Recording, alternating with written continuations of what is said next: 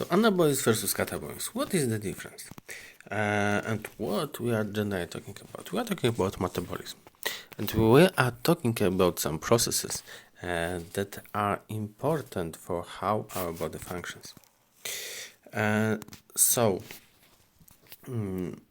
What controls metabolism? Generally, metabolism is controlled by the enzymes. How we can imagine enzymes? Enzymes are some proteins that have the ability to control, generally speed up, the chemical reaction speed.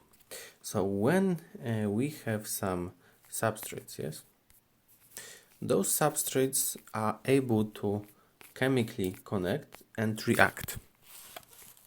However, without enzyme, this chemical reaction would be very slow. With enzyme, it would be far faster. And what types of chemical reactions we can think of?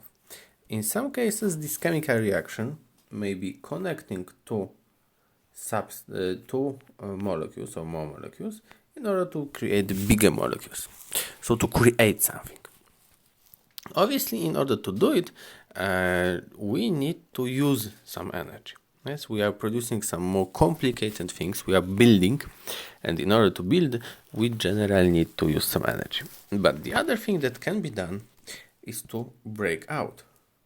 Yes, to destroy what is created. So, for example, this is how we get the energy. Yes, we are breaking some bonds. We are oxidizing, for example, and it gives us back the energy. But not only energy. For example, if we break down the protein in our muscles, we get some amino acids. Yes, some free amino acids. So during starvation, for example, we can increase catabolic processes. So catabolic processes are related to breaking down in order to get back some of the things that we need. So for example, amino acids. For example, glucose from the glycogen. For example, fatty acids from the fat tissue, things like that. During anabolism, we build up. So during anabolism, for example, the bones can grow in long bones in case of children and adolescents. We can build up the amount of fat tissue. We can build up muscle mass, things like that. So anabolism is generally related to build up. Catabolism is generally related to breaking down. And this is also important in both exercises and diseases. So in exercises, of course, usually the goal is to build up the muscle mass, so to increase anabolism, decrease catabolism. And in case of the, generally, of course, the losing of the fat tissue is somewhat generally a catabolism, so it can also be a goal in itself. As you see, both of those processes are not can happen in the same time, the same person. However, usually one type of those processes is prevailing. So, for example, when there is abundance of nutrients in the diet, generally the anabolism would prevail.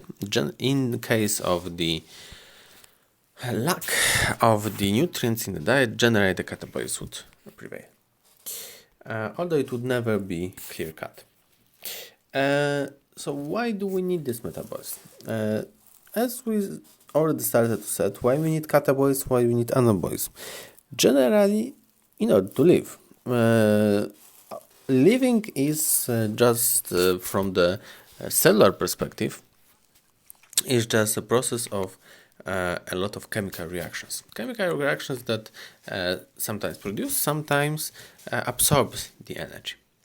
And this is exactly what is happening here. Okay.